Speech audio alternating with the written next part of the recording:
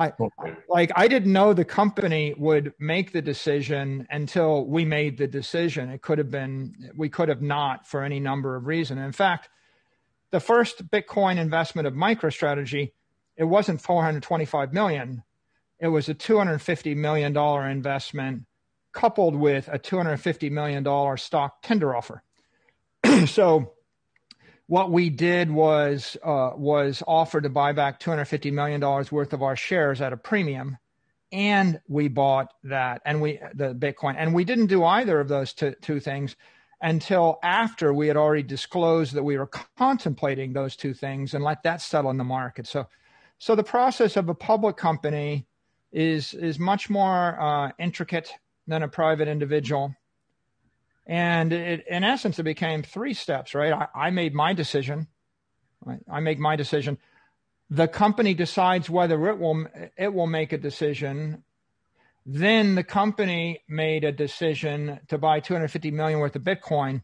Then we let the shareholders make their decision as to whether or not they were going to sell their shares back to us in the tender offer or not.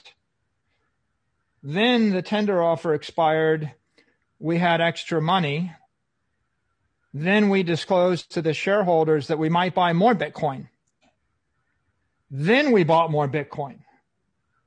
And so it's almost like a 4, 5, 6-step, multi-step process in order to arrive where we are today. And at each step, I mean, I think the real key issue is, are you transparent and respectful of all constituencies? Have you disclosed to all constituencies? Because the goal along the entire way is don't surprise anybody, right? The company was not surprised that I owned the Bitcoin. They knew it, right? The shareholders were not surprised that we were considering this. They knew it. After we did it, the shareholders were given the ability to tender their shares at a profit, at a premium, and exit if they didn't feel comfortable with it. Then they knew we'd buy more. Then we bought more. And so that's how that evolves. And hopefully that helps. Yeah, I think everyone was incredibly blown away by how bullish your original purchase was with your company. And then the personal bet on it as well is really big. I think some people noted that it might be one of the largest purchases of Bitcoin at that price from an individual. Because a lot of early Bitcoiners that I know bought Bitcoin when it was $1 or a penny. And so they might have 10,000 Bitcoin, but they bought it, the cost basis was much lower. So I think that was really shocking to me. I think was just kind of blown away by how. Well, I wish I'd figured it out at $1 or at $10 or at $111 or at $1,000. But I have this motto, better late than never. Hey, I still think we're very early. I think you're in the same sort of mindset. In fact, Michael, how early do you think we are? Like on the stage of Bitcoin's evolution, where are we on that adoption curve? Because you've been around, you've run MicroStrategy for such a long time, and you've seen different innovation cycles play out. Where are we on that curve? Look, I think this is a classic paradigm shift, as Thomas Kuhn would say, in the structure of scientific revolutions. And you can see them with the automobile, with a mobile phone, with airlines, with crude oil. Up until the paradigm shift starts, you could go people tried to create airplanes that flew for hundreds of years. Leonardo da Vinci was thinking about it. And up until 1902, every learned person in the universe could give you a million reasons why airplanes will never work. And in 1903, a couple of bicycle mechanics from Dayton, Ohio, not the people you would think would invent the airplane, they figured it out, bicycle mechanics.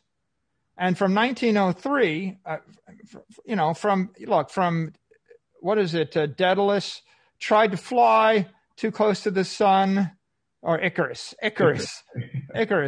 crashes and burns. Thousands of years people have been trying and failing. In 1903, it sort of works. By 1969, we're on the moon. And so the S curve, it kicks up, it accelerates. And with all these technologies, I think the time to buy them is when they're big enough that it's obvious they work and they've got massive momentum, but when 99% of the people on the street don't understand them. And in this particular case, I say it's reasonable. 99.9% of all the assets in the world are in alt assets.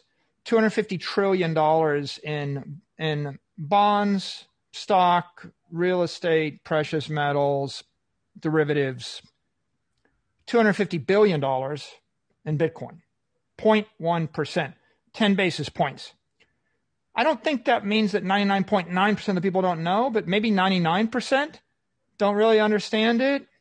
So on one hand, we know we're early because it's the solution to $250 trillion worth of a problem. The problem is in an aggressively expanding monetary environment where fiat currency is not going to hold its value, i.e.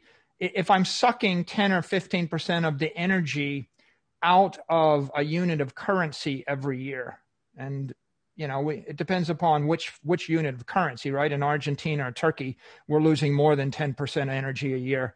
In the US, we could debate whether it's 10 or whether it's 15. If you looked at the M2 monetary supply, right, maybe it was 5% expansion for 10 years, and now it looks like it's 20% this year. And what's your forecast for next year, right? In an environment where you're expanding the monetary supply, you're sucking the energy out of the unit of currency, all the equities, all the bonds have to be valued as the discounted value of the cash flows. And so the discount rate is equal to the risk-free discount rate. Seems like it's the monetary expansion rate. And so if the money supply is expanding by 10%, the discount rate's got to be 10%, which means that the fundamental underpinnings of a bond based on its cash flows have to be discounted by 10% a year. And an equity has to be the same way. So everybody in the world is, if you've got real estate, you're valuing the real estate based upon the discounted cash flows of the rents. And if you got a bond, you're valuing the bond based upon the sum of the discounted cash flows of the bond. And if you got a stock, you're valuing it based on the sum of the discounted values of the stock and the fiat currency in the system where the entity is doing business, whatever that might be. So everybody's holding those assets. And in a world where the fiat currencies are expanding at 0% a year, there's no problem, right? The underpinning, if the US dollar was expanding at 0% a year, the underpinning of the currency, the base currency layer, is stable. You have hard money. No one's got a problem. And as we expand it, everybody's got a problem. And now you've got a solution. And 99% of the people don't understand the solution. Ergo, we're very early in the S curve, but we're 250 billion into it, which means that when we were at $1 billion, it could have been snuffed out. I mean, you could figure out what could have happened. The IRS could have given you a hostile tax treatment. The government could have made it illegal to own it. You could go through a parade of things. The forks could have forked again. Hackers could have found a way to hack the blockchain and drain off the value. Each of those things could have been debilitating to its growth. It's just like starting a fire. It's like you can snuff out the flame, but once it's a forest fire, not so easy to snuff it out, right? So I think that we've got a forest fire. We have a fire in cyberspace. It is raging with $250 billion worth of monetary energy. I think it's too big to stop right now, or at least let's just say it's conceivable to stop the forest fire, but it's a lot harder to stop the forest fire than it is to put out the campfire. It was a campfire when it was $1.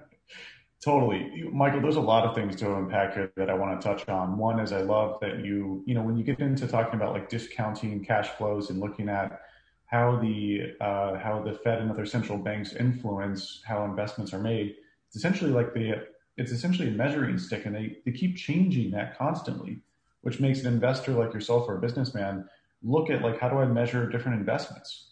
And if they distort that underlying measurement, of the successful allocation of capital, then that's that makes running the business super hard, because then you don't know what return you're getting, because are you beating inflation?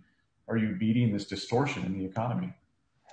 Yeah, it's really a question of your relative framework, right? If you take as a given that dollars are constant and valuable, then of course you would never trade your dollars for anything that had volatility, because you would see that as risky. But if you take as a given that the dollar is going to lose 10% of its value every year, then it changes your frame of reference. I think that a metaphor which is very useful here, or a model that's very useful, is the model of adiabatic lapse, or in thermodynamics there's something called an adiabatic system. So if I'm at sea level and I've got constant pressure, I've got constant oxygen, and I've got constant energy. Energy is heat. As I suck the energy out of a system, the temperature falls. So if I take you up 1,000 feet, you lose 3 degrees Fahrenheit. If I take you up 10,000 feet, you lose 30 degrees Fahrenheit. That's why in Aspen or in the mountains, you've got this cool climate in the summer. It's all quite pleasant if it's Aspen in the summer. On the other hand, when I take you up 50,000 feet, you lose 150 degrees Fahrenheit. Now you go from 70 degrees above, 70 degrees Fahrenheit to minus 80 below. But that's not the only problem. The other obvious problem is that as the pressure falls, oxygen falls out of the solution. And, when you go to 9,000 feet, you've lost 30% of the oxygen. When you get to the top of Mount Everest, you've lost 80% of the oxygen. If I kick you out of an airplane at 50,000 feet, if you don't suffocate to death, you'll freeze to death. You choose your poison. So if I keep expanding the monetary supply, it's the same thing as if I created a room at 70 degrees with oxygen and I kept expanding the room by 10%. I'm creating an adiabatic lapse. And I'm simultaneously freezing you and suffocating you. And so the real dilemma here is that in a fiat system with a monetary supply that's expanding at a rapid rate, you're freezing and suffocating everybody doing business in the currency. It's just a question of how fast am I it's like marching a bunch of Boy Scouts to the top of Mount Everest, and I've got a little altimeter, and my altimeter says, oh, well, I'm at sea level, right? The altimeter is reading inflation. And so if I set the altimeter to a market basket of YouTube streaming videos and Domino's pizza and manufactured goods with a 5% variable cost, I pretend that I'm at sea level, but I keep marching the Boy Scouts up 5,000 feet. And at 5,000 feet, they can't breathe, but we're at sea level. And then I march them up to 10,000 feet, and now they're all freezing cold. But I say, no, can't be, we're at sea level. And I keep marching them up. And eventually I march the Boy Scouts to 20,000 feet, and they're all froze to death. And at some point, you got to say to yourself, maybe the altimeter's wrong. Maybe the instrumentation is wrong. That's the dilemma I think you have. A lot of people in business don't recognize that there is a bleeding of energy. They don't recognize the fact that energy is draining out of the currency at the rate of monetary expansion. They can't even agree on what the rate of monetary expansion is, and that it's a profound thing, because if it's 1 or 2% inflation, there's no urgency to do anything.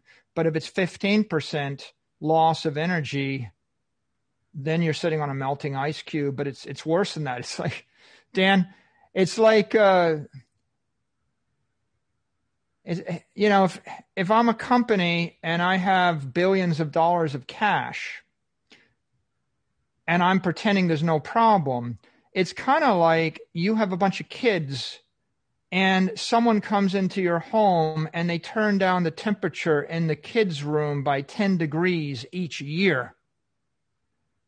And you can either stay in your home, and in the third or the fourth year, your kids are living in 40-degree temperature, or you can actually get a new house and you can take a risk and you can move to a new home in a place that you've never lived before, where the sun is shining, where someone's not continually cranking the temperature down. At some point, you got to decide, are you more afraid of moving than you are of staying? And I guess it depends upon whether you actually are paying attention to the children.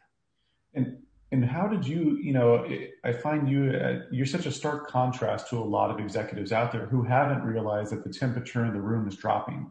They're fine with a couple degrees a year. They don't notice, but you see kind of farther out on that horizon.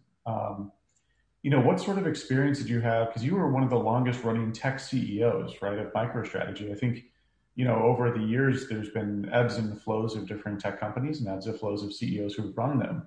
And so seeing a business last that long, you've kind of seen what sticks around, like what leads to permanence. With Bitcoin, what do you see there that leads you to see this before everyone else? Was it, for example, I think you have a background in the sciences, right? Like you studied aeronautics. Was it in these analogies that you come up with are very like physics based? What enabled you to see this future? Well, I mean, I think a lot of people aren't as sensitive to this as me, so I get that, right? There are a lot of CEOs that either just aren't aware of this or are focused on something else. So that's not surprising. Everybody's got a different degree of sensitivity, right? I mean, I could say I'm more sensitive than them, but you could say I'm a lot less sensitive than you, right? Like I wasn't so sensitive as Satoshi. Right. I totally get what Satoshi was talking about 10 years ago, but I'm 10 years late. So why do you get it? Well, I think you have to get to some stage in your life where something happens that causes you to notice it. And then your circumstances, right, are of a sort. So if you live in Argentina and you had a business right now, or if you were living in Lebanon or Turkey with a business right now with cash and lira or in the Argentine peso right now, then I think you would probably be quite sensitive to it. Like you would see it. So I can't claim I have those kind of circumstances. Those are pretty visceral. Nor can I claim that I was particularly visionary, because I think all the OGs, right, all the maximalists that have been in the business for a decade, they're much more visionary than me. I think I would just observe that I was maybe just in the right place at the right time, right? I mean, 2020 is a year, it's a paradigm shifting year, we declare war on COVID, we declare a war on the currency, a COVID war, a currency war, two wars. What Thomas Kuhn says is in the structure of scientific revolutions, paradigm shifts get rejected by the old guard and by the old generation until they're dead. Generally you got to wait till people die. They have a hard time accepting new paradigms, whatever they might be. But there's only one exception, right? One exception is in wars, people will adopt a new paradigm. Right. So normally you would expect Generation X will figure out Bitcoin because they're a different generation. And you would expect that Warren Buffett will never figure out Bitcoin. Right. Just like Warren Buffett really didn't figure out Apple either. It was someone 40 years younger than Warren Buffett working for Warren Buffett with the discretion to make the investment that made more money for Warren Buffett than Warren made in his entire life on any decision he ever made. Right. And by the way, the guys that bought Apple for Warren Buffett with that discretion made Warren Buffett more money in like 2 years than Warren Buffett made in 70 years. And Warren might not even noticed that he made the money. And they made the money buying into Apple's mobile network 8 years into a 10-year run. I mean, so talk about late. Right. I mean, they missed the first 20 years of the Apple story from 98 to 2018. They picked up the last 2 years. They still got it. So, and not just Apple, Buffett lost out on almost he didn't really invest at all into tech. I think Apple was his first foray into it, but yeah, he largely missed the tech boom. So people don't get that. But on the other hand, why do you actually adopt a new paradigm? A war, you want to get someone who's a, Generation Xer, or or whatever to adopt a millennial idea. Well, people used to say to me, oh, Bitcoin is this cool thing. I'm like, well, I don't get it, but I know I've got Apple and Amazon and Facebook and Google and they're working for me. I get that. So, and I know I got other headaches and I'm not, and I got a bunch of money. So I guess that's good. So that was like noise, right? This Bitcoin thing is noise. And then people would say, well, there's the Fed is printing money. Well, that's kind of noise too, because it's not that big a deal. And then people would say, well, remote work is really the future. There's this, thing called Zoom. I use other stuff. I use WebEx or Skype, but it doesn't quite work that well for me. I've had a hard time with it. And so, no, I think you should come into the office. So when we got to February of this year, I was like kind of oblivious to the Fed. Money is good. Office is good. Don't know about these newfangled video conferencing things. And Bitcoin, I forgot I ever had an opinion on it. That's February. March, lockdowns. Now now you can't travel. Now you can't have an event. Now you can't go give a speech. Now you can't get on an airplane, whether you wanted to or not. Now you have to meet with everybody remotely. Okay, so, we try it. We try it with WebEx. Oh, it doesn't work that well. Then we try it with Skype. Oh, that doesn't work so well. Then we try it with Slack. That doesn't work so well. By the way, these tries are every hour. Okay. Monday morning, day of the lockdown, 9 a.m., try to have a meeting with WebEx. My microphone cuts, the sound drops. Try to have a meeting with Skype. No. Try to have a meeting with Slack with 12 people on the line. Well, 8 of them come through and 4 get dropped and the bandwidth is not working. The CEO goes ballistic. The IT people scramble. We've got this new thing called Zoom. You might want to try. Okay, well, give it to me. 2 p.m., the meeting works. By 5 p.m., an email goes out to the entire company. Zoom is a new corporate standard. We will buy it for everybody. Everybody will use it. By the next week, there's a Zoom 100 course. Everybody in the company has mastered Zoom. How long did we dabble with video conferencing? 10 years. We screwed around with video conferencing before March of 2020. Did the CEO embrace it? Did the company embrace it? Did I get it? Not really. I mean, did we use it? Yeah, tactically. Maybe we used it 3% of the time. And then hard over, we flipped in 4 weeks to using it with 1,000 times the intensity. That's what a war will do for you. And I think that that war, which was just a jolt to our operations, our P&L, like the way we see the world, that created another jolt to the way we saw the balance sheet. Because once we realized that we weren't going to travel, we couldn't travel, all of our marketing events weren't going to happen, those things we used to do, labor and capital and burning fuel, that's not the way we're going to do it. By the way, we have 1,100 people on this call right now. You know what it cost me to put 1,000 of my customers into a room last year? $2 million. Okay. Wow. We used to spend $1 million or $2 million to do what I'm doing with you. It's going to cost me an hour and a nickel. Okay. Now, so we went to a different world. And when we realized that, our operation got jolted, all of a sudden our P&L got jolted. Now we realize, well, we're never going to be able to throw money at something ever again. Like if you're going to compete in the enterprise software business against Microsoft and SAP and Oracle, we're not going to outspend them.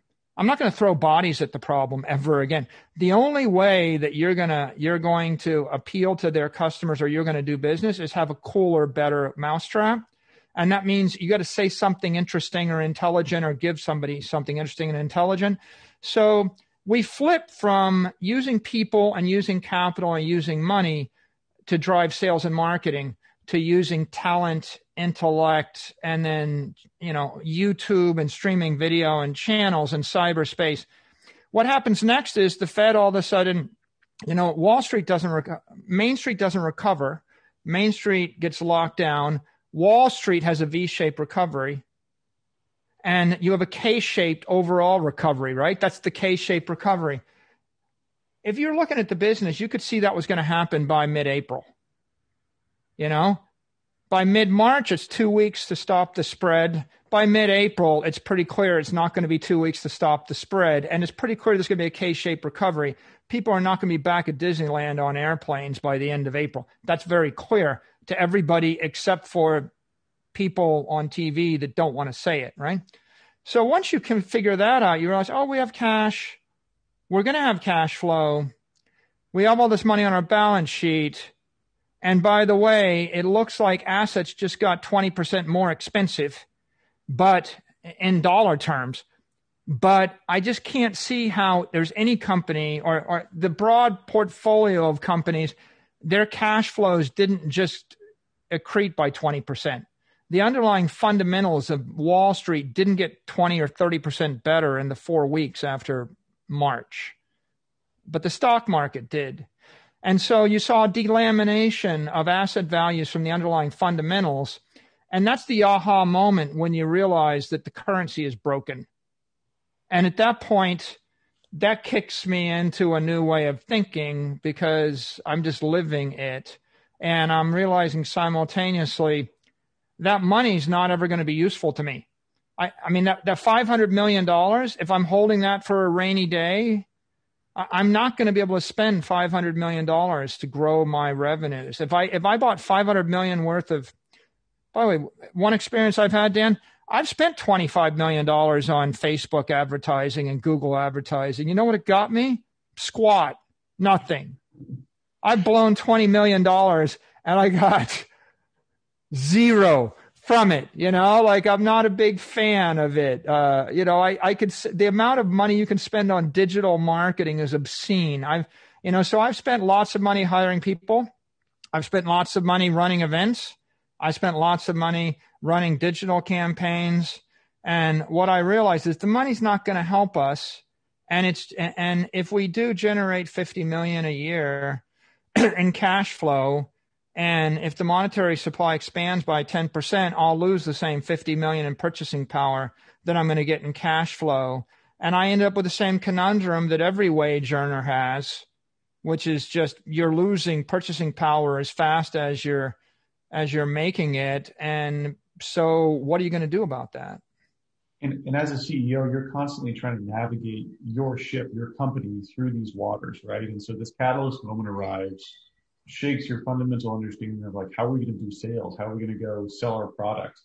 And then at the same time, you have that catalyst moment, that go to war moment where it changes how you think about your money and how you allocate this treasury. You're probably one of the fastest A to Z from zero to Bitcoin maximalist individual I've met. It took me years to get to where I am. And it's amazing to see you kind of go through this transformation, through this catalyst moment. What future catalyst moments do you see where we'll see, large swaths of 10 or 20% of the population get into Bitcoin? What moments would you hypothesize where we'll see a bigger kind of wave come in? Well, I mean, Dan, I had a lot of advantages you didn't have, right? I mean, I got to come ex post facto, right? I mean, time is a stressor. So, for example, you didn't exist before you had to make your decision. I got to watch you, right? It's path dependent. So Dan Held was part of my decision. The fork wars and Bitcoin Cash and the result that was part of my decision. The entry, the spinning up, the success of Coinbase after many years, the entry of Fidelity, all of the bullish case for Bitcoin, all of these things, and the fact that they were still working were part of my decision. So we're all path dependent, and you didn't have, it's like I said to someone once, it's like,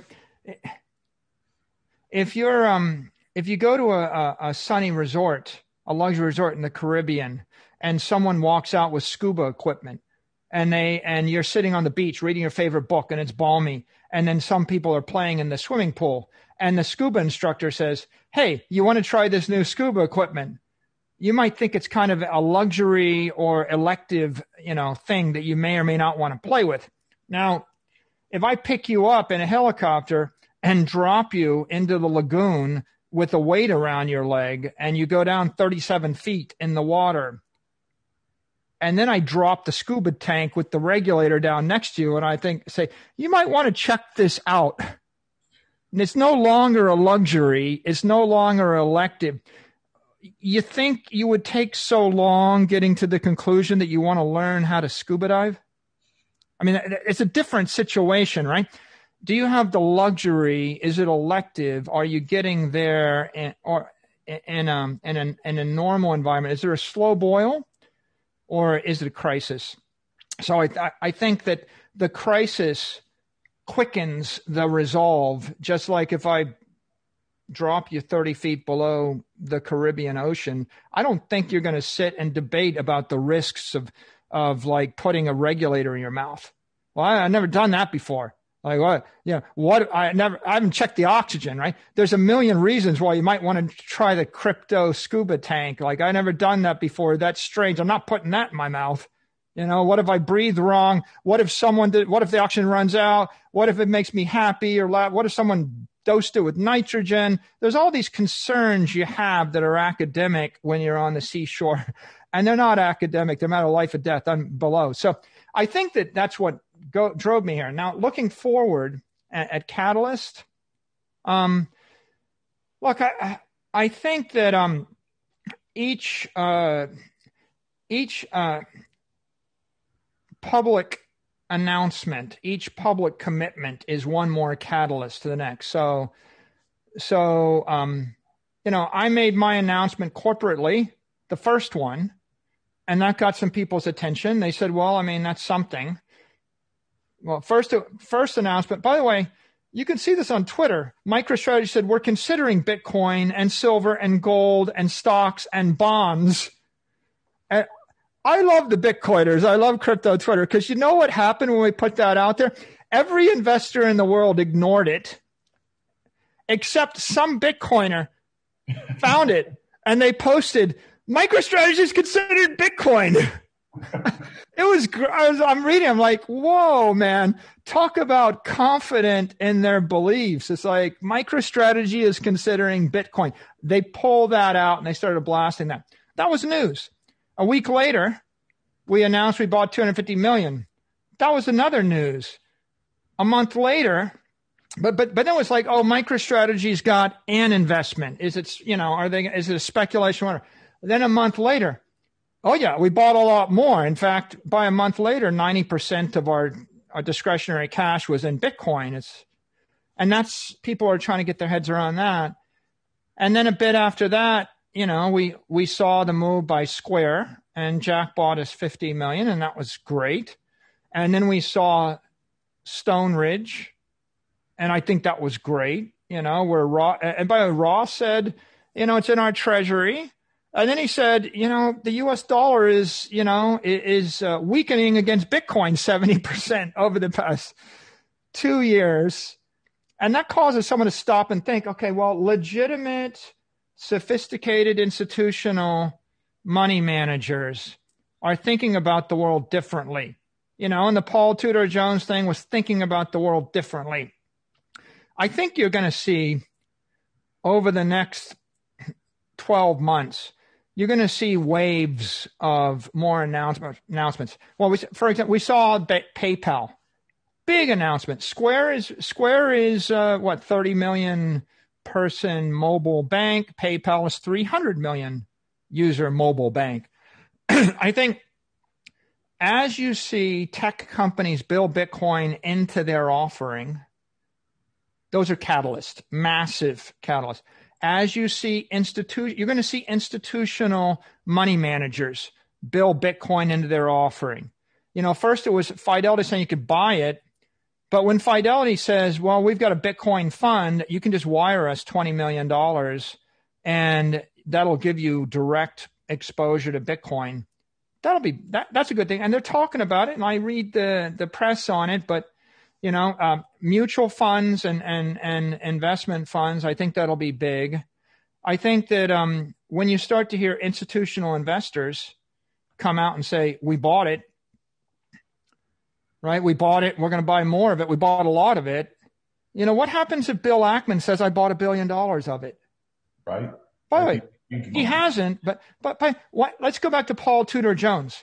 Paul said, oh, I think I'm putting 1% into it. And all the Bitcoiners like took a victory lap. This is great. Like, and then he says, oh, I put 2% into it. Okay, well, that's great. Well, my view is like, he's still not serious yet. Right. Like, I mean, it was nice. It was nice, but it's a little bit patronizing. I mean, like, to be honest with you, like, okay, you're an investor and you're telling me that you kind of understand what I'm doing and you're going to put 1% of your portfolio into it because it's kind of an interesting hedge. You don't really understand what I'm doing. Yeah, I mean, it's kind of patronizing in a way. If you really understood and you're an investor, you would say, oh, we made an allocation of X. We put 500 million into it. Okay. We got a $10 billion fund.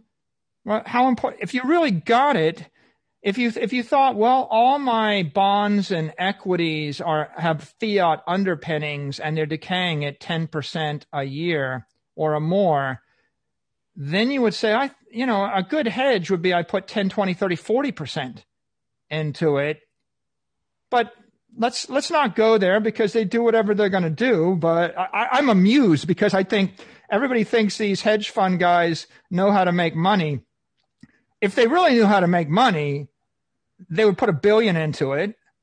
And then they would get out on the wire and they would say, I bought $1 billion worth of it. I'm going to buy more. And, and if they were really smart, they would go to the 3 guys they play tennis with in the Hamptons. Because I know these guys. I've been to the tennis tournament. I've seen it. And each one of them would buy 500 million each. And then they would just successively say, I bought 500 million for my fund. He bought 500 million for his fund. The next week, someone else buys 500 million. By the time 4 of them have bought 500 million, bang, bang, bang, bang, the FOMO kicks in like there is no tomorrow. You remember when Bill Ackman got on television during the crisis and he basically groveled and explained how the world was coming to an end while he was shorting the stock market? He shorted the entire stock market. He said the world was going to come to an end. The market traded down. He covered his bet. He made $2 billion, and then he bragged about it. That was on like a $50 million bet, too. There was some crazy asymmetrical return. And yeah, so I mean, my point is these guys do this for a living, right? I mean, this is what they do. If you've got $1 billion and you put all of it in Bitcoin, it's commitment, it's conviction.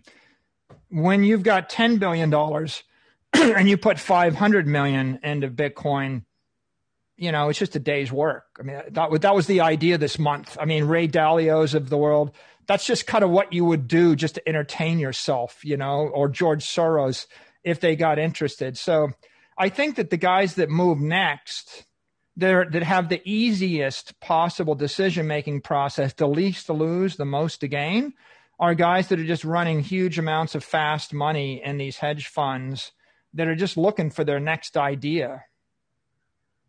Totally. There's a couple things here that I thought were really interesting. One is you touch on career risk. Folks jumping in and buying Bitcoin, whether you're a fund manager or a CEO, as more and more of you like yourself and Jack legitimize the space, then it reduces that career risk for more people to get in. It's less crazy. And I think, it is a little frustrating, for us mega bulls, because we're both hugely bullish about Bitcoin. We've put a large portion of our net worth into it. It's hard for us to look at these other people who have, and I think you were kind of right. It's a little patronizing with Paul Tudor Jones going, oh, I'll put it in a few percent. You're like, well, do you believe in it or not? If you understood the value prop, you'd be all in. It's an ignorant statement, Dan. Yeah. to say I'm a great financial investor, I'm a master of the universe. I understand macroeconomics and investment, and I'm therefore allocating 1%. It's silly. So it's amusing. But on the other hand, you're going to see other people that are going to take a harder position. I think there are people that are taking a much stronger position in Bitcoin now. They're just not public about it, right? I mean, when I actually came out, when I came out and said MicroStrategy did it, well, I had to, right? It's just a requirement. We're a publicly traded company, no choice. But when I actually announced my own purchase, I didn't have to. And there are people that would say don't, right? And by the way, for 99.9% of the Bitcoiners, I would say don't. I get it. People would even post on their Twitter, why'd you do that? First rule of Bitcoin, don't tell people how much Bitcoin you have.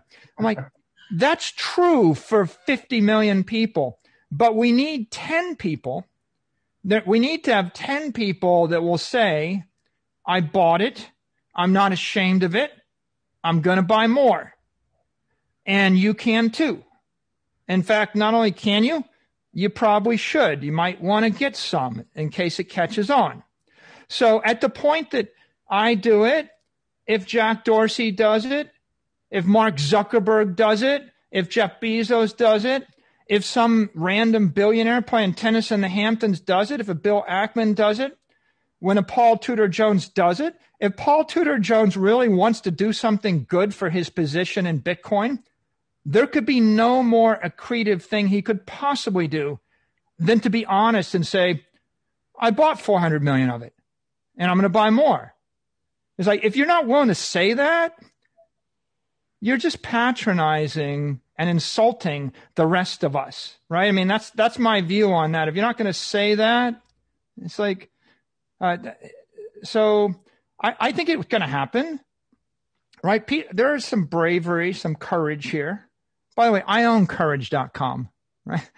I don't think I'm going to path it to Bitcoin, although I could, but there's a difference between buying $250 million worth of Facebook and buying $250 million worth of Apple and buying $250 million worth of sovereign debt or gold.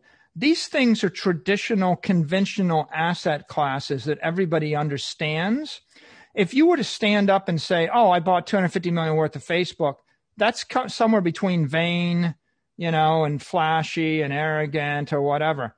But when you're birthing an asset class, when you're actually legitimizing a brand new idea that 99% of the world doesn't understand and they are either ignorant of or afraid of, at that point, it's important that people with conviction stand up and they say, nothing to be ashamed of.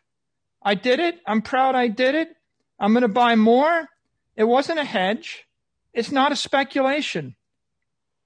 I didn't show up, Dan, to sleep with your daughter for the night in a one-night stand. I want to marry your daughter. Like, what? I kind of feel like, it's like, I don't want a one-night stand. I actually want someone to make a commitment to me. That's the difference here. And so we need companies to make commitments. That's why it's brave for Square to step up and do it. That's why it's brave and courageous for PayPal to do it. That's why I applaud what NYDIG did and what Stone Ridge did. And I think more people need to do it. And if I have to take a bit of flack and take a bit of heat for being public, somebody's got to do it. Totally. And I think you framed this perfectly. The first article I ever wrote was hodlers are the revolutionaries. We're in a war. This war moment occurs, and you need someone courageous to stand up. You need someone who's willing to sacrifice reputation because they know what's true. They know what they believe in is right. And that's what we all do. Well, the hodlers, the Bitcoiners, we're part of keeping that flame alive. As your analogy used earlier, we're the keepers of the flame. And we represent something very important because this isn't just a revolution to innovate X, Y, Z in a technology sector. This isn't a revolution to increase our human rights on one area. Money is the most fundamental component of all human life. It is the storage of all time and energy that we spent to earn it. So this is, I think, hodlers, and I'd love to hear your thoughts on what role Bitcoiners and hodlers play. But I think they're part of this revolutionary guard to keep Bitcoin alive and the reason why Bitcoin is alive today? Yeah, so my thought on this, in the world of financial assets and economics, you have a $250 trillion world, and scarcity is a rare and odd and strange idea, right? Because all assets are bleeding energy. Fiat is being printed. People are issuing more bonds. Companies are issuing more equity, right? People are developing more real estate. Miners are mining more gold. All of those assets are inflating. And therefore, they can't hold energy very well unless, right, unless, say, a company's got to grow its cash flows faster than the rate of monetary expansion. If they're not able to do that, then they bleed energy and they're not a good store of value. So on one hand, you have this world which is the world of the economist, where politics and philosophy enter in, and the idea is, because I believe something, it's okay to go ahead and print $1 trillion, right? There's a different world, the world of engineering, which I grew up in at MIT. Okay, and it's bizarre to me. Bitcoin is unique. It's the only scarce asset. It's the only one where you can't print more of it, and that makes it utterly unique in the finance world. But it's utterly ordinary in the engineering world.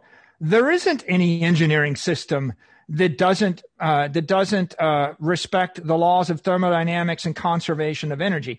In fact, the entire universe operates, under natural law. And the first law is conservation of energy. You can't make it or you can't get rid of it. You can convert it between mass and energy, but it is what it is. And Einstein knew it, Newton knew it. If I build a pneumatic system with a leak in it, it doesn't work. If I build a hydraulic system with a leak in it, it doesn't work. If I have a power line with a leak in it, with a short, it doesn't work. If I build an airplane with a leak in it, we all freeze to death or blow up. It doesn't work. The nozzle doesn't work. The ship sinks. The building collapses. The bridge shakes itself apart. If you don't recognize conservation of energy, which, what's the ultimate scarcity, right? Scarcity is energy. It's all energy, right? What is money? Money is monetary energy. Money is a word used so often that people don't really think about what it is. But if they're an engineer, you would say money is monetary energy. Monetary energy is the superset of all energies relative to the human condition. Kinetic energy, potential energy, chemical energy, nuclear energy, electrical energy, all energies can be converted via work into money. And money I can take your $100 million, buy a bunch of guys with guns and start a war. That's kinetic energy. I can take the $100 million, buy electricity. I can take it and I can buy whatever I want to buy. I can climb up the mountain and get potential energy. So money is energy. Bitcoin is the first software network in the history of the world that is capable of storing and channeling monetary energy without power loss. Fiat is a monetary energy system, and there are different systems. The Argentine peso is a monetary energy system that's bleeding 20% a year. The US dollar was bleeding 50 basis points a month for the past decade, but now it's bleeding 1% to 2% a month. Every system, gold is a monetary energy system. It bleeds 3% a year. And occasionally it crashes, right? And so what I think is we created via crypto technology, via this decentralized crypto network, we created a system which will take analog energy, and people focus upon the power, but really any analog energy. I take that energy, I encrypt it, I put it into a block of encrypted energy, which we call a Bitcoin, which you generate it by a combination of hash rate and then the private keys that we use to protect that block of encrypted energy.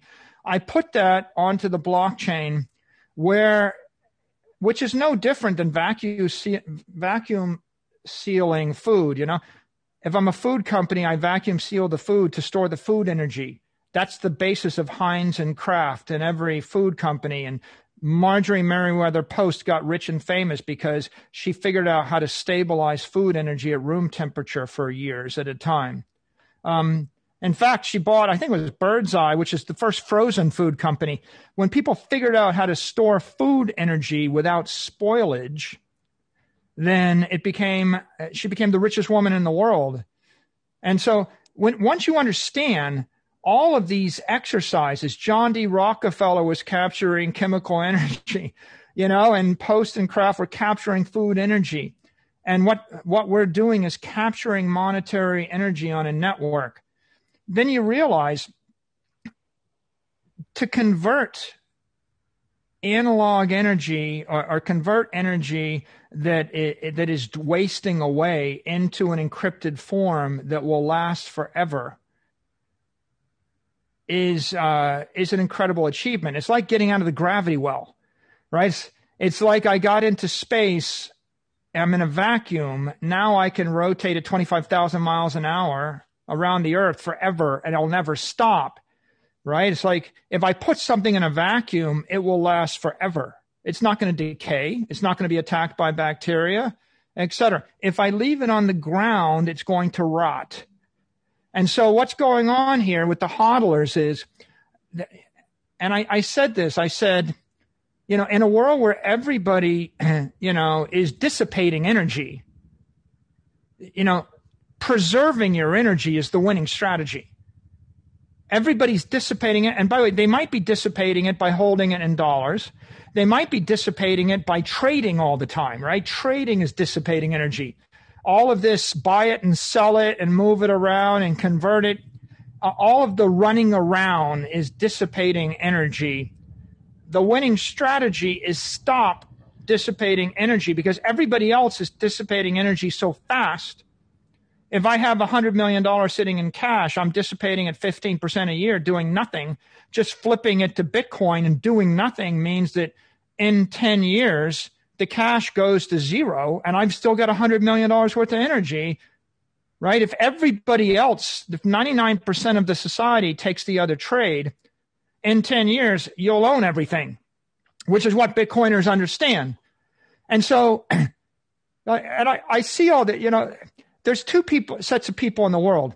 There's everybody in crypto Twitter, and they're all running around like making all these snarky comments like Bitcoin Cash is 20 times faster transaction rate than Bitcoin, which is so freaking foolish, silly, stupid statement to make. And I won't say who tweeted it at me because you can probably guess who tweeted it at me. It's such a stupid thing to say because you're living in a pond with $25 billion of assets, which nobody gives a crap about. And on the other side of the pond is $250 trillion worth of assets. And PayPal has $250 billion market cap and 340 million people. And they're going to scale up the transaction rate of Bitcoin by a factor of 1 billion. Right? PayPal is going to move transactions 1 million times faster than the blockchain. And they're going to do it for free for us. And anybody that wants to move transactions fast in and out of their wallet will use Square Cash or PayPal. And those two will FOMO Apple Pay and Android and Google Pay. And eventually they'll FOMO and, Amazon into providing the payment rails. And they're going to create sexy, beautiful payment rails that run 1 billion times faster than a proof of work blockchain which is Bitcoin. And the hodlers will be sitting there with their encrypted energy, with their life force, hodling. Everybody else in the world, Apple, Amazon, Facebook, Google, PayPal, Square, they're going to be desperately working to do all that transactional stuff. And if you want privacy, Monero and Zcash are going to solve the privacy problem. And if you want to do DeFi or whatever, someone will work on the DeFi problem. Maybe it'll work and maybe it won't work, and it doesn't matter. Because at the end of the day, if you have $1 million worth of monetary energy, taking it and risking it, I give you $1 million of monetary energy, and you could expect that if the money supply expands by 15% a year, you're going to get a 15% real yield on it. If the technology that PayPal and Square and Apple and Amazon and Google bring online, or Binance or Coinbase or whatever, the technology they bring online increases utility, you'll get another plus 10%. When everybody understands that this is happening, they're going to stampede through a very tight nozzle in order to convert their analog fiat-based bonds and stocks and their gold, which is debasing. They're going to convert that monetary energy off of those assets into Bitcoin. You'll get another 10, 20%, right? What happened in the past 12 months is the thing is up, Bitcoin's up 80%, something like that. You can explain it as one part inflation, one part adoption, one part technical utility in the near term. And in the long term, if you look out 100 years or whenever, maybe 30 years, at that point, when everybody's adopted, if it is the standard or if it's a substantial standard, then you would expect that the value of just hodling would increase with the productivity growth of the economy. For example, the reason the gold standard worked, even though gold miners are printing 2% more gold a year, is because for 100 years, the economy of the world grew 2% a year. So if the economy is growing at 2%, and if the amount of gold is growing at 2%, your claim on the economy is constant. If the economy stops growing, your claim on the economy dilutes by 2% a year, and then you're bleeding energy at 2% or 3% a year, absent counterparty risk, right? And with Bitcoin, if I'm a hodler, I would say, I put my money into Bitcoin. I'm going to get the yield of the monetary expansion in the fiat frame of reference I live, right? This is not, if you're in Argentina, it's a pretty good obvious yield you're going to get, right? If the peso crashes by 25% a year, you're going to get a much bigger benefit in pesos. If you're in the U.S. and you're down 10%, you'll get a different benefit in Turkey or in Lebanon or whatever. You're going to get that benefit. Then everybody's going to get the technology benefit from PayPal and the like. Then you're going to get the adoption benefit as people like me stampede in. It's like, I paid whatever, $9,800 a Bitcoin, a lot more than most hodlers paid. I wasn't thinking if I sit around, maybe it'll go back to 4,000. I was thinking, I'm a rational person reacting to rational circumstances. What if other rational people with more money than me have the same idea I have, in which case I'm going to have to chase this thing to 20, 30, 40, 50,000. And hence the phrase, once you understand it, you go to bed at night with chronic anxiety, feeling chronically short. You're like, I was worried the rest of the world would start acting rational. Right. And so in that, I was happy to be able to buy it below 10,000. I was like, this is a gift. Thank you. I'm not anybody that all the people that think they know Bitcoin, that sit around and they whine that they're, or they lament, I got to wait till it goes back again. I'm going to wait for it to crash. I think they don't really understand Bitcoin, because if they understood Bitcoin, then they would be thinking, the only thing I worry about is, how do I figure out how to buy more? like that's the only thing I'm thinking about. How do I get some more of this stuff? I'm not trying to be cute, right? I'm not trying to trade it. I mean, it's, if you thought that you're going to get those kind of returns, then you're really looking out to when it's worth 100,000 or when it's worth $1 million a coin. And then you're saying, what's the consequences if I didn't buy one? Yeah, you don't care if your cost basis is 10% cheaper, because you're looking at 100x, 10x sort of appreciation. You don't care if you got it a little bit cheaper. You want in because you see this future. And my point here is, you can buy it, hodl it, put it in cold storage, not touch it. You don't need yield on it.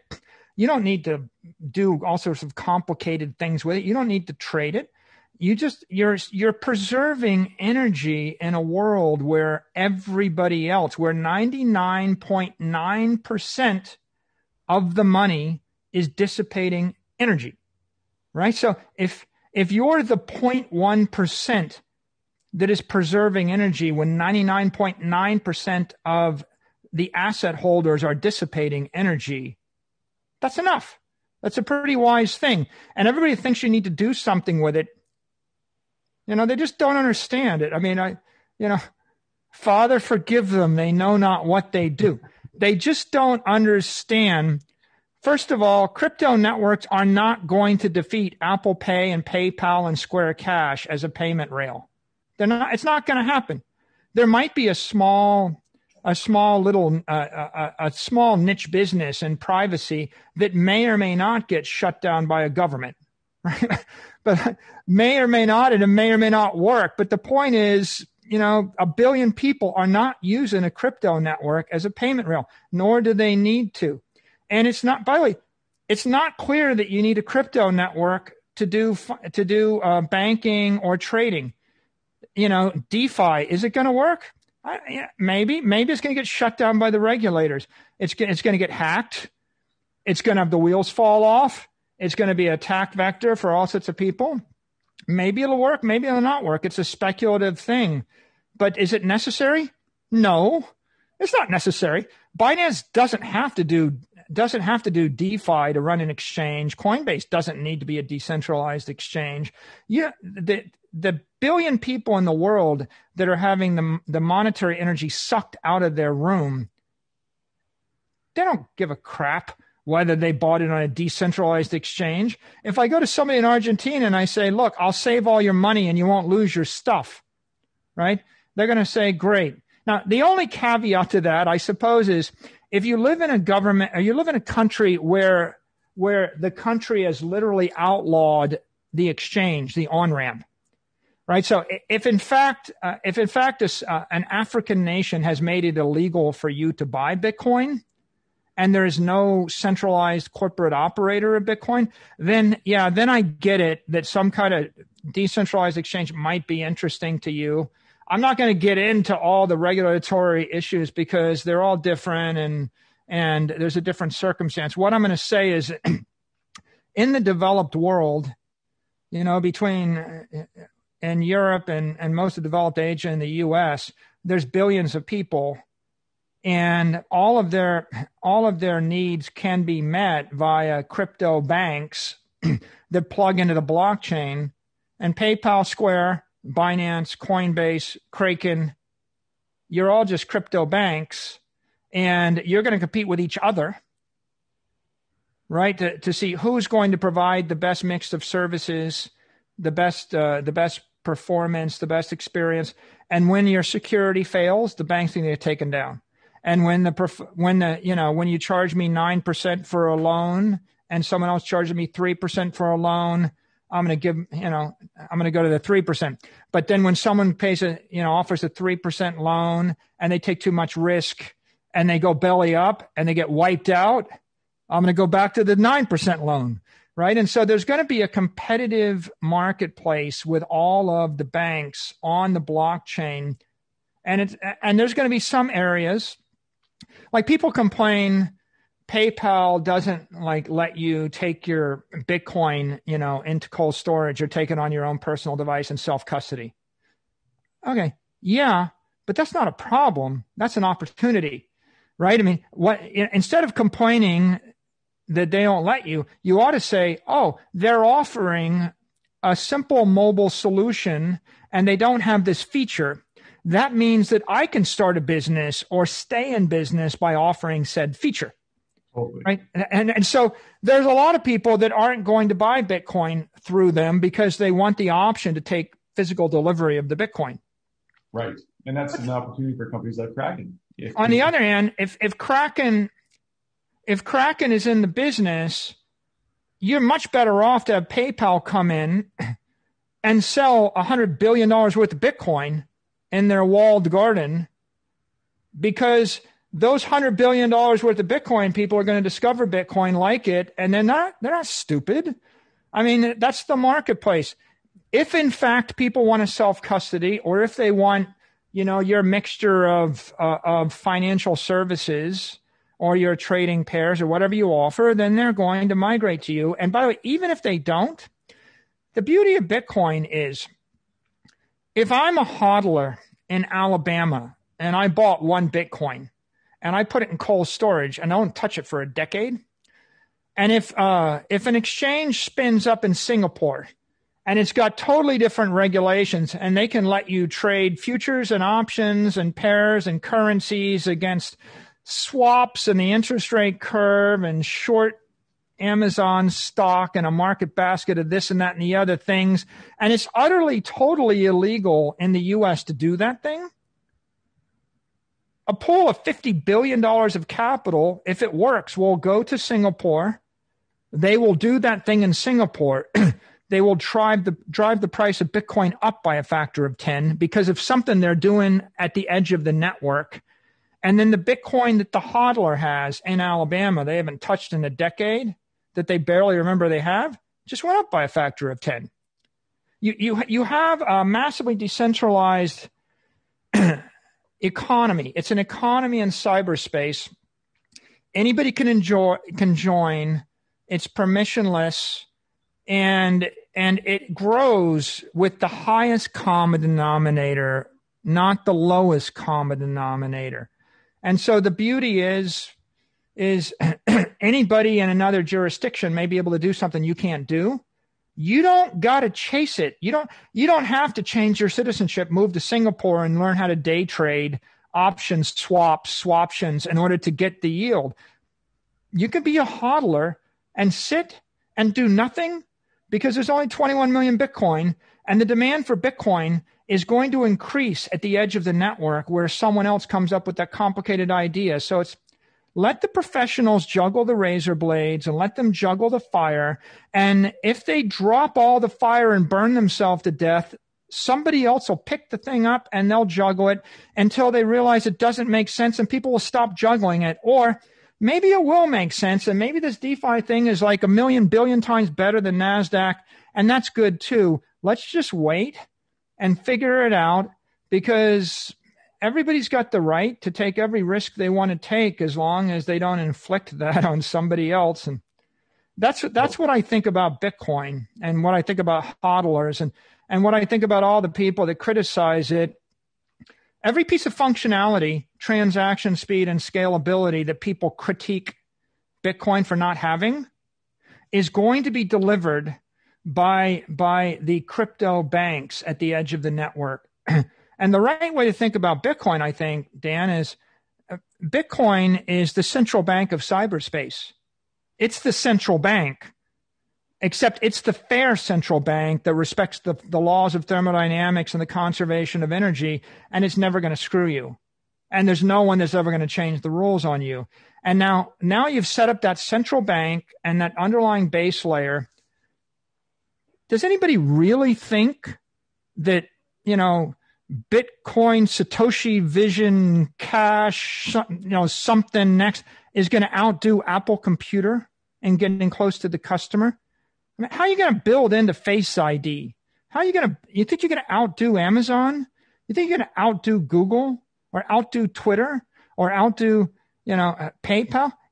The thing that you should admire about Jack Dorsey is that Square is extraordinarily successful, and they are successful with Square Cash in the face of competition from PayPal 10 times bigger than them, while Apple owns the iOS, while Google owns Android, and while Amazon owns every truck roll and every warehouse. And yet Square Cash is still rising. And that's kind of a David and Goliath story. It's an amazing story.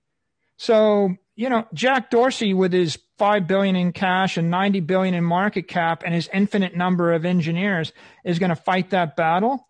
It's kind of silly to be telling people that are working on, Bitcoin Core to do something to address that issue. You don't have to do anything. Or to end this with a statement, don't just do something, stand there. Exactly. And Michael, I got to come out and ask the question. We've only got about 10 minutes left, and I got to ask you the question. At what point, what price of Bitcoin do you think we can declare Bitcoin victorious over other stores of value? So will we have kind of declared victory when Bitcoin hits 100,000 or 1,000,000 or 10 million? Where do you see that? What's the KPI? Look, I think that the milestones, the flippenings where you can actually have a celebration are, at the $1 trillion point, you've flippened Facebook or one of the big tech companies, a Facebook or a Google or the like. At 2 trillion, you'll have flippened an Apple or an Amazon, right? So the big tech, small tech or mega tech flippenings are the next 2 points that you can celebrate. Then I think at 10 trillion, you'll have, there's two asset classes I look at every day. One is gold, about 10 trillion in gold. And I look at the volatility and the performance of gold. And the second I look at is the NASDAQ index, which is about $10 trillion worth of stuff in it. I mean, half of it's big tech and half of it is everything else. And so I think at 10 trillion, you basically flippened big tech as a group, and you flippened gold, and I think at 100 trillion, you've flipped sovereign debt as a safe haven asset. Right. Yeah. And each of those are milestones to shoot for, and we'll see how it goes. But I would be focused upon each of those levels. We're still so early. I think, often people look at the unit amount. They look at, it's $13,000 per Bitcoin, but they forget that when you multiply that by 21 million, that the market cap is very high. It's kind of like Berkshire Hathaway. A share of Berkshire Hathaway is, $300,000, $400,000 a share? But that doesn't tell you anything until you multiply it by the numbers of shares outstanding. Yeah. I mean, too often, I've said this before, the crypto community is like, there's a lot of non-constructive people. I think 99% of the people get it, but 1% in crypto Twitter, you just got to ignore them because they're non-constructive. They're just looking for ways to fail. Why nothing will work for anything, or like you've got a $250 billion success and they're wanting to start all over again. I think in this particular case, there's no point in debating with the crypto community about different types of blockchains and different approaches and the merits of Ripple versus Ethereum versus Bitcoin Cash versus Satoshi Vision versus all these other Zcash versus the Monero versus Bitcoin. There's no point in that because Bitcoin's really the only legitimate crypto asset that has any chance this decade of actually replacing these legitimate traditional assets as a store of value. And so what we ought to do is just we ought to just look at Bitcoin versus Facebook. I mean, the real question is, do you feel more comfortable holding Bitcoin than Amazon or Bitcoin than Facebook or I look at my thing is look at Bitcoin versus the NASDAQ index. Do you know, the NASDAQ index was ahead of Bitcoin, the price, for a while, and it just crossed over. I think NASDAQ peaked at 12,000 and it traded between 10,000 and 12,000, and Bitcoin was like 9,000 to 12,000, and then it flipped and Bitcoin blew through 12,000 and, through 13,000, and NASDAQ went, headed back down again. But I think that if people just look at that and they're like, well, how do I feel about this as a store of value versus equities as a store of value? That's the question. And every metric and every debate we ought to have is Bitcoin going to hold monetary energy better than gold, or is it going to hold it better than big tech? Because those are the next two logical targets, right? people are either going to buy Bitcoin because they like the big tech proposition, but Bitcoin, looks like a better store of value, a better safe haven, or a better upside. It's an earlier stage monetary digital software network. That's one constituency. We should go get those people, right? Or we should go get the gold bugs, another constituency. Those are the only two constituencies worth debating with and pursuing. I don't think we're going to convert people that are holding, sovereign debt into Bitcoin this year. But I do think that that we can convert big tech investors and we can convert gold investors with the right story and the right message. It's definitely an arc of multiple decades of adoption. It's going to be waves of different types of folks who come in and start to understand and really grok why Bitcoin matters. With the last 5 minutes here, I do want to ask one more question, which is around, and I think this is a really interesting take because I'm not sure if anyone else covered this in your other podcasts. Do you think your experience with buying and selling domain names, do you think that gave you insight into digital scarcity? So when you found Bitcoin in the 21 million Bitcoin hard cap, do you think it was easier to understand because you had that previous experience? Yeah, I'm sure. Look, .com is the main chain of domains, and 80-90% of all of the search energy and all of the economic energy in cyberspace is on the .com domain. Google.com, Facebook.com, Apple.com, Twitter.com. When you go type something in, it's 95% likely you typed in a .com. And English, by the way, is a dominant language. So I would say fundamentally, my appreciation of digital scarcity just comes from my appreciation of math and physics and engineering. Again, the ultimate scarce thing is energy, time, energy, time, mass, energy, the universe, right? So this is conservation of energy as scarcity. The universe works with immutable laws. You break the law of gravity, you die. Yeah, there's a lot of things like that. There's no appeal. You don't get to screw around with it. You don't get to suspend it, right? And this is the case. If you study engineering, aeronautical engineering is a really good discipline because to be an aeronautical engineer, you have to master structures and thermodynamics and propulsion and electronics and avionics and fluid dynamics and the like. And it's every single discipline. And if you break any of the rules, the plane crashes, everybody dies. It's like, so a non-negotiable thing, Reynolds number, adiabatic lapse. This is just speed of sound. What happens when you break the speed of sound, right? Big problems. Speed of light, big problems. They're immutable scarcities that define the universe, gravitation. So I think that understanding helped. I think that when the domains came along, that was just an observation. I think there's a certain gravitational, an appreciation of gravity and the laws of gravity, which are important here. Like we've talked about Metcalfe's law and network effect, but Metcalfe's law falls down in one area. Metcalfe's law says that, the power of the network is like, proportion of the square of the nodes, but it doesn't address the fact that it's the gravity or the gravitational power of a mass is a function of the density, the density of the nodes. So what Bitcoin is it's an economy and it's a network in cyberspace with a bunch of nodes. As the nodes increase, yeah, that's important.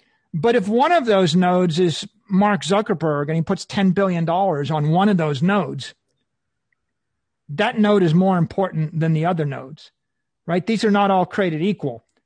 When 10 billionaires show up with $1 billion each and they decide they want to put their billion on one of the 10 wallet addresses, those 10 addresses are going to be a lot more important. And so what people have used the phrase black hole to describe Bitcoin. It's relevant because what's going on is it's sucking in monetary energy. The more energy it brings to the network, the more gravitational pull of the network. There's a liquidity effect.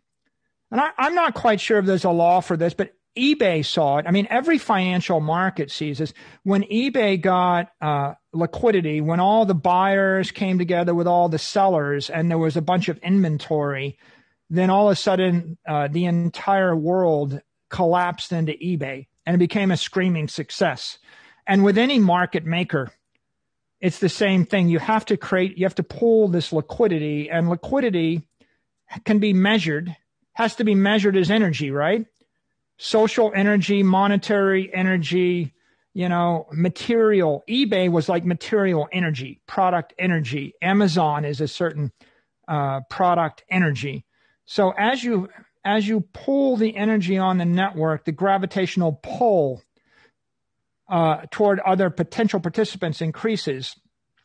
It starts to collapse into its own tight thing faster and faster, with more appeal. And look, you can conceptualize a universe where there are multiple gravitational bodies, right? There's the Earth and the Moon and the Sun. Right? So you can have different networks. There's going to be the Apple network and the Amazon network and the Bitcoin network, and they're going to find some orbits around each other.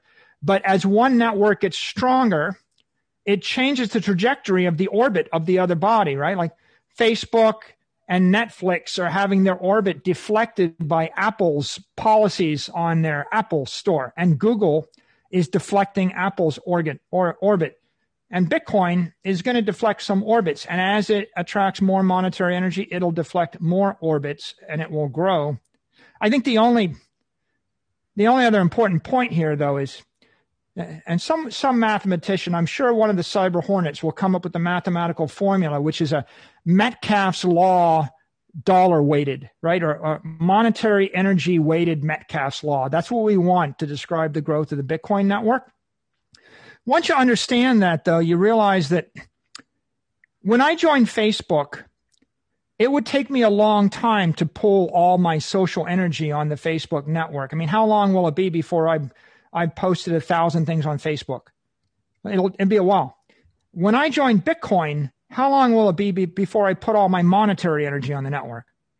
That could happen fast, right? Like with me, that could happen fast. Right? How long will it be before you buy everything you're going to buy on the Amazon network? That's going to take you a lifetime. How long will it be before you store everything you own on the Bitcoin network? That's not going to take a lifetime. And so the dynamics of a monetary network and the rate at which monetary energy pulls in the network could be much more aggressive, right? It should come much faster. I mean, than many of these other software networks that were pooling liquidity, right? Because like you give me an eBay network and I'm going to trade on it 1,000 times over 30 years. It takes me 30 years to get the full value proposition. You give me a stock trading network and I'm going to trade on that for 10 years. It takes me 10 years to get the full value proposition. You give me a hodling network. You give me a savings and loan network. I crack my piggy bank. I put all my money into the savings and loan network. It's going to take me like 1 week to get the full value for the rest of my life of that network. And you're wow. saying that mass, right. that giant mass is so big that when all this other value gets close to it, starts to get sucked in, and that process happens much faster than these other pieces, these other bodies that are with their gravitational pull are much weaker than this huge mass of a savings and loan bank at the end of the universe. When a $10 billion institution decides to take a small position, it'll be a $500 million flow in a week. How many of them need to do that? 10,000? How many of them can do that? 10? 10 before it becomes very noticeable, right? So 1 in 1,000. So like, look, we don't have to convince everybody. All we got to do is convince anybody.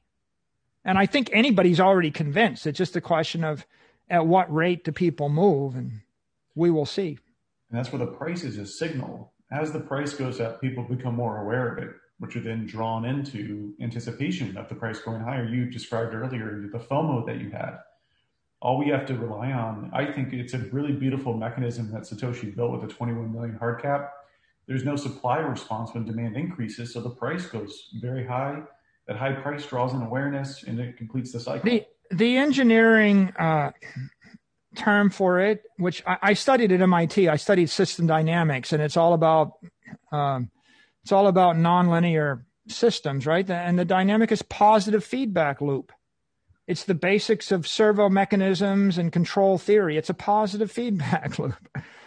So these things are all unique and innovative and extraordinary in the economic and the finance world.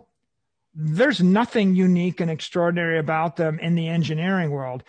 Because, Dan, you know why? Because nothing works in engineering that didn't do this. If you don't build homeostatic processes and feedback and respect the laws of conservation of energy, and if you allow any of your electrical energy or hydraulic energy to bleed out of the system, it just doesn't work. And if you're lucky, the air conditioner doesn't work. And if you're unlucky, the factory explodes and the plane crashes and burns and everybody dies. But one way or the other, every engineer that ever lived knows the laws of scarcity, that knows the importance of thinking through the feedback loops, right? You ever see the bridge at Verrazano Narrows Bridge? It's a very famous video. They show every engineering student. You know, the engineers built a bridge and they got the harmonic frequencies or the natural harmonics aligned, and they accidentally aligned the harmonics of the bridge with the natural frequency of the wind over the river, and the bridge shook itself apart and literally self-destructed once they cut the ribbon. And they're like saying, don't mess with Mother Nature. You don't just get to make stuff up. You have to actually submit yourself to the laws of physics. And if I were to extrapolate and even take your statement and take it a little bit further, I would say that economics wasn't based on science before Bitcoin. Bitcoin was the first time that economics became a science. Bitcoin is a software network engineered to host a safe haven asset. You know, it's an engineered monetary energy network so that you can store and channel energy without power loss. It's the first one. It's the first successful one. I mean, people tried it before, I guess. It's the first successful one. If you define success as capturing $100 billion worth of monetary energy in it. And in that regard, it's a thing of beauty, but it's an engineering breakthrough. Just like a nuclear reactor, just like a space shuttle, right? Just like an aeroplane. It's an engineering, just like a railroad. You know, did it cost a lot of money to build the first one? Yes. Did it actually cut the cost of moving stuff around by a factor of 1,000 or 1,000,000? Yes. Is it a revolutionary network? Yes. Did people understand it when it first hit? Most didn't. Will they eventually? I think so. And Michael, you've got this deep fascination with physics, mechanics, mining, and industrial sort of mindset. And by the way, Michael, I know we're a little over time, so if you need to go, let me know. I know you're a busy guy. I'm good for a few more minutes. Awesome. Have you ever thought about doing anything Bitcoin mining related? We had a few people ask questions around that. If you are at all personally interested. I think everybody in the economy has got to decide where they want to focus their energies. And Bitcoin is an economy. It's a cyber economy. Once upon a time, America was this great capitalist nation, land of the free and capitalist, and everybody doing business in the quest for the almighty, worshiping the almighty dollar, right? That's America, the Warren Buffett America, right?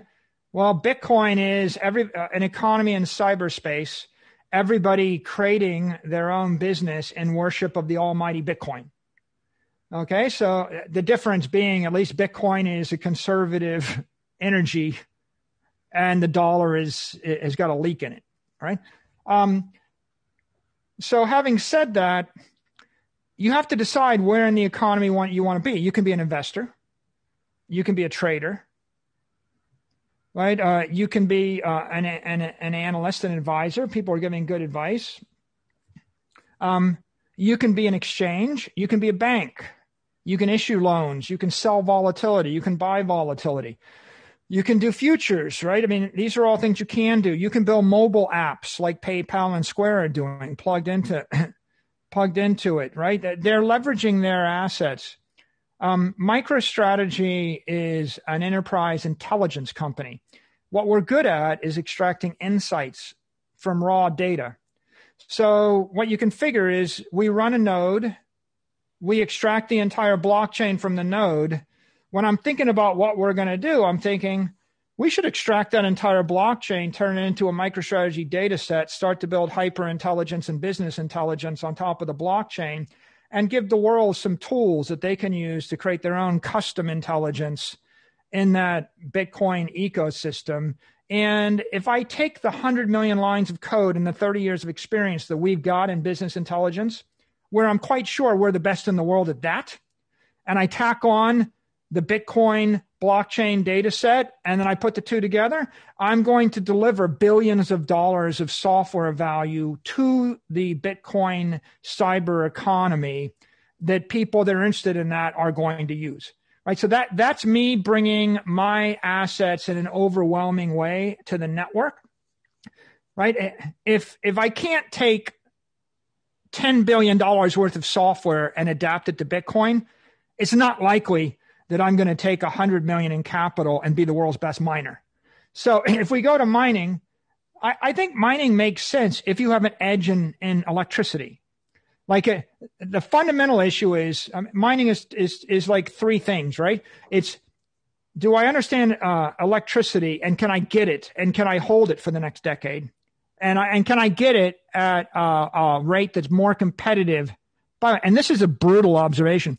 I have to get electricity at a rate that's more competitive than the cheapest electricity producer on earth at every given time, which means I have to actually ask the question, is it possible the Chinese government will give away the electricity for free, or will the Iranians or will the Russians give away electricity for free so that they can actually grab the Bitcoin or monetize that hardware or something, or create jobs? You know, you can dump electricity on the market. So that's the first question. The second question is, can I actually get an edge in the SHA-256 ASICs? Right? Because it's encrypted energy, right? If I just put the energy out there, that's analog. But if I'm going to run a hash curtain, I'm going to have hardware. Okay. So can I get an edge there? And the third is, do I know how to operate a data center, and can I manage all of the business operations? So there are three different things. And if I owned a bunch of energy and I had nothing else to do with it, then I'm a strategic low-cost provider. But for me to go onto the spot market and buy energy on the spot market and buy ASICs on the spot market and then learn to do it, it's like, I'm the newbie, but I don't have any particular advantage in this space. If Dan, if I had $100 million worth of capital, I could go and I could set up a mining operation, and then I could buy energy, and then I could worry about whether my energy provider is going to screw me and triple the price. And I could worry about whether the Chinese or the Indian government will give it away for free. And I could worry about whether the ASICs will be out of date. And then I could worry about the price of Bitcoin. But I could just take the 100 million and buy Bitcoin and stop worrying. Because let me tell you what the risk is. The risk if you buy Bitcoin is the price goes down or the price goes up. If the price goes down, it was a mistake. If the price goes up, it was brilliant. On the other end, take the $100 million and set up a Bitcoin miner. Well, the energy might cause Bitcoin might go up and you don't get any because your hardware is not competitive. Bitcoin might go up and you don't get any because your electricity is not competitive. Bitcoin might go up and you don't get any because it takes you 10 years to get it. Bitcoin might go up and you don't get it because you screw up your data center. Bitcoin might go up and you don't get it because the politicians changed the law regarding mining and tax it.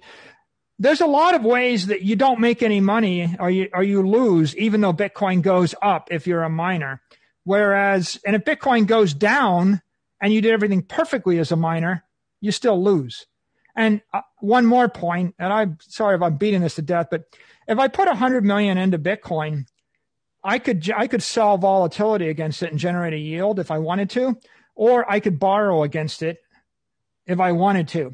If I put 100 million into Shaw 256 hash powers and next to some hydroelectric dam somewhere, I can't borrow against it and I can't sell the volatility. And so if you look at it from that point of view, the bottom line is you need an edge in the ecosystem. That's just Apple, PayPal should do what they did. They have an edge in consumer wallet on a mobile device.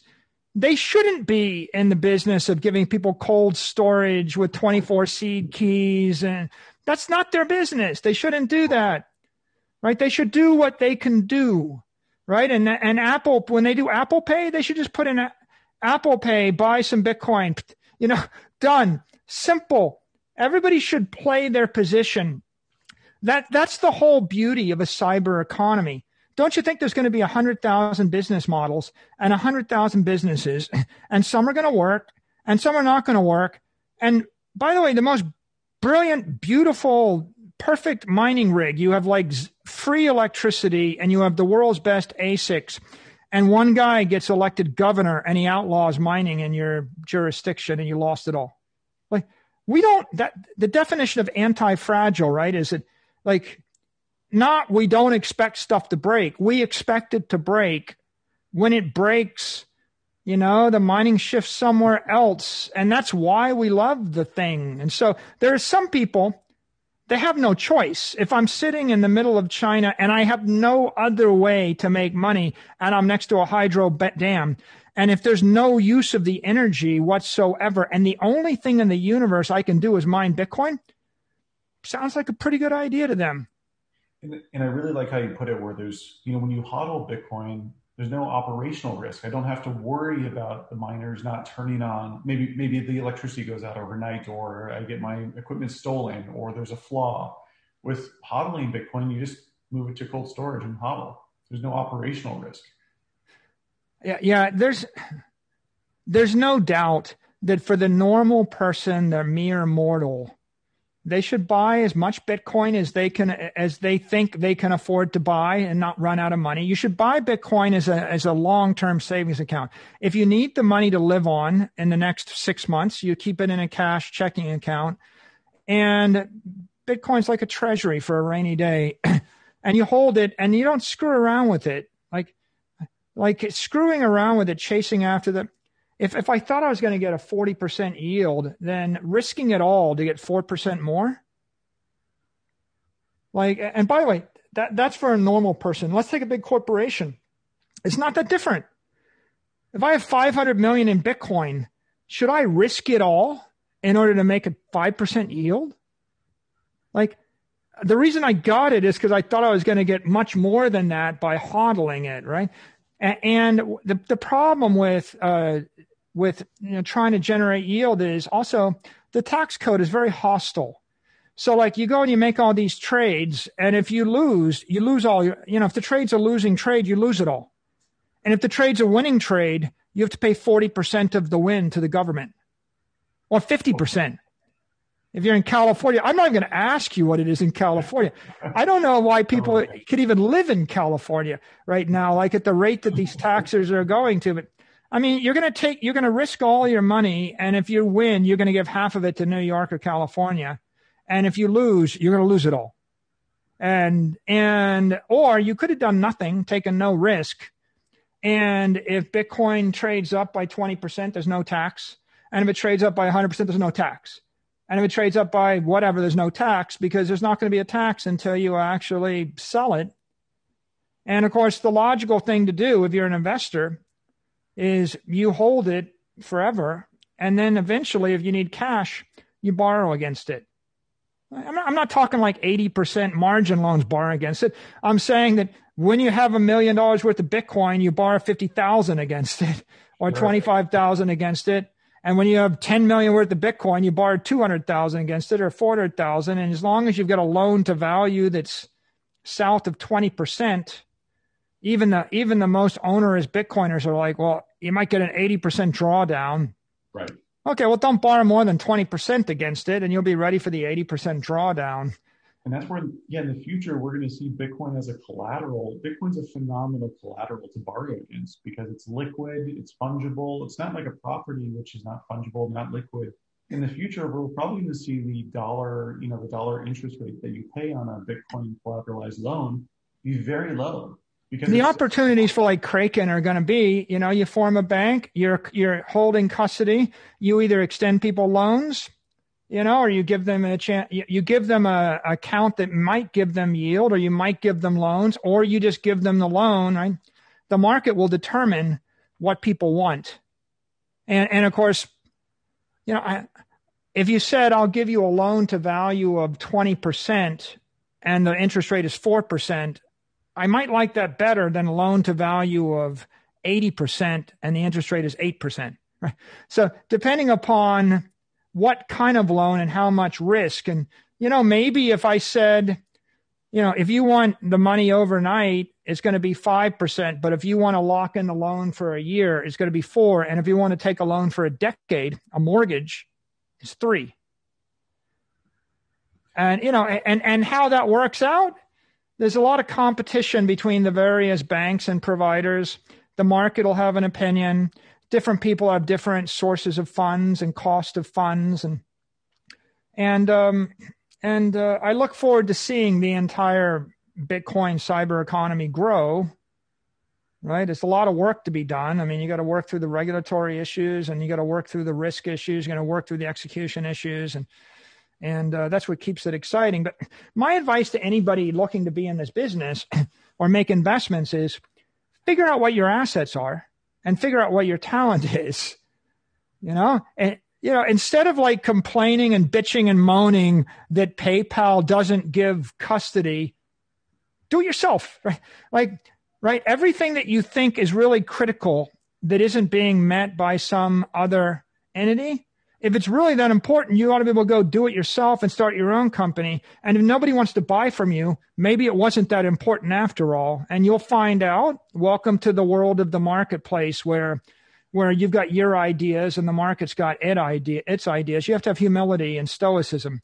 One thing I'm sure of, though, is when you're stretching beyond your fingertips, trying to do everything, trying to be all things to all people, when you think that you can do 100, it's the arrogance and the presumption of the young engineer. They're like, we're going to put 100 features into the product, and it's going to be the fastest, strongest, bestest, most beautiful thing, and everybody else sucks. And they sit there like, well, PayPal sucks, and Square Cash sucks, and all these other guys suck, and Bitcoin sucks because my blockchain is better, and I've got a million other things. You just don't know what you don't know, right? The only reason you haven't failed yet is because you haven't rolled it out yet. And so as soon as you do it, and then you realize that it breaks and it's fragile and has attack vectors and it gets hacked and it's too slow and it's a dog and people can't run it on their device and you spend 1 million years and you built the best thing ever, and then PayPal's got 100 million people to use something with 1% of your features, then you're going to realize that there are other things that are more important in the market than just having a lot of ideas or having the best plan. It's all about that product market fit or that protocol market fit. It's a classic product mindset that a lot of these engineers, I feel like they don't really have that. They build a shiny thing and then they go look for a problem to solve. But it starts the other way around. There's a problem that you solve with a solution instead of having a solution chase a problem. Well, I mean, I know we're running out of time, Dan, but I think it's worthwhile to make this one point. Like, I'm not here to fix Bitcoin. I'm not the newbie that came here to fix Bitcoin. I like Bitcoin the way it is. In fact, I love Bitcoin the way it is. And the way it's currently constructed, it is possible to put all $250 trillion of monetary energy in big blocks of encrypted energy on the blockchain. Maybe the Bitcoin will be $1 million. You can probably calculate $10 million of Bitcoin or something. Big blocks, $100 million chunks on the blockchain. It'll store all the monetary energy in the world, and it should store it for the next 100 years without losing any of it. Isn't that enough? I mean, isn't that enough? Do you really need something more? I'm telling you, you can save all the monetary energy on the planet forever. Isn't that enough functionality for now? Everything else you want, you can get off-chain from Kraken, from Square, from PayPal, from Binance, from Coinbase, from NYDIG, from Grayscale. There's plenty of people that will plug the gap of the rest. The blockchain does what it does. We should protect it. We should secure it. There's small incremental changes. We should move forward very carefully, extremely carefully. And the fact that people are extremely careful, it's a good thing, because if Bitcoin's going to fail, it's not going to fail due to lack of functionality or lack of speed or lack of scalability, Dan. In my opinion, if Bitcoin is going to fail, it's going to fail because of it loses trust and security. It's a robustness issue. We have to protect the network integrity at all cost. It's going to fail for one of two reasons. A, some engineer with a good idea, a really insanely good idea, introduces an unknown into the network and it breaks. But all my failures, Dan, I've had a lot of successes, a lot of failures. We could spend 2 hours talking about the success and the failures, another podcast. But let me tell you, I never failed because I pursued a bad idea. All my failures were insanely good ideas that everybody around me agreed was a good idea that didn't work, right? No bad ideas. No one pursues bad ideas. So if Bitcoin fails, it'll be because an engineer had a good idea and we got too enthusiastic about it and they break it. Or it'll fail because the maximalists lose faith. The technology is good enough. Now it's about the religion. If you think that you're going to put your money, your life force into this and give it to your son, or your granddaughter, or your grandson, or you're going to endow your park in your neighborhood for 100 years, or you're going to use it to save the world, or you're going to use it to live happily ever after, as long as you believe that, as long as you love something on this earth, and Bitcoin is the vehicle for which to power that with your monetary energy, then it'll live. And when the maximalists lose their conviction, that's when you start to worry. So beyond that, all of the complications should be solved by a bank, not the central bank. They should be solved by an entrepreneurial company that's going to take the risk and get the reward. If they do it right, they should win. And if they fail, they'll lose their capital. That's capitalism. That's Darwinism. That's the law of nature. That's the laws of physics. That's the universe. Michael, I think we could go on for probably another 3 hours and a bottle of whiskey. I think if they let us loose, we could probably go all day. I think that's a phenomenal spot to end. We unfortunately only have 2 minutes left, so we have to kind of close it off here. I think that was a phenomenal ending, wrapping up with Bitcoin lives as long as we keep believing in it, as long as the hodlers keep believing. I think that was super powerful. So, Michael, really appreciate you coming on. I had a blast talking with you for 2 hours. If we want to have this again, I'm totally open to that as well. Like I said, we could probably have a bottle of whiskey and talk about this for a long time. So, again, thank you so much for coming on. And if you've got one last statement you'd like to make, happy to give you these last 2 minutes over to you. Thanks for inviting me. My last statement is don't mess with the Hornets, man. Got to get a Team Hornets shirt. Don't mess with the Cyber Hornets. The hodlers will inherit the earth. They're my people. That's perfect, Michael. Well, thanks again for hopping on, and everyone who watched, appreciate you sticking with us for 2 hours. I had a blast, and hopefully we have Michael back on again soon. Thanks, Dan.